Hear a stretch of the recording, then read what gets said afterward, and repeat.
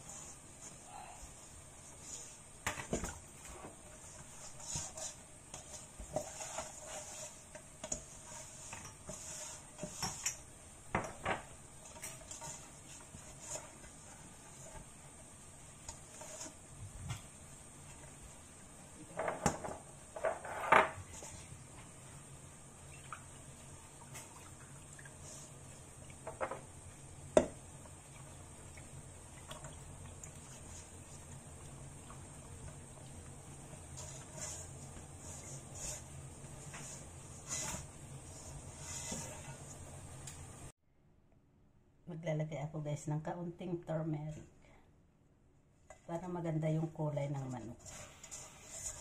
So, maging yellow siya, yung parang corn chicken. So, yan.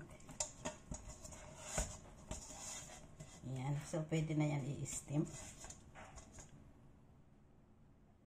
So, ito na guys, dalhin na natin sa steamer at i-steam na natin. So, dito ako mag-i-steam sa labas. Ayan. Ito, kumulo na yung tubig. Ayan, kumulo na siya. So, pwede ko nang ilagay ang manok. Ayan guys. So, i-steam ko yan ng 30 minutes.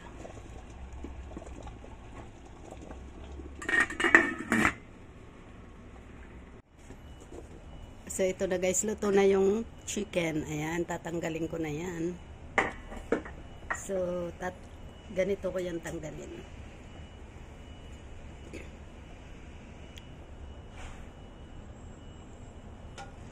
Ayan guys. Ganyan ang pagtanggal para hindi masira. Ayan. So, ilagay ko na sa isang lagayan. So, ayan.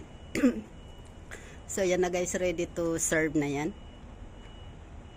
Ready to serve na. So, ayan na guys. Thank you for watching. Please don't forget to click like and share. Thank you. Bye-bye. God bless.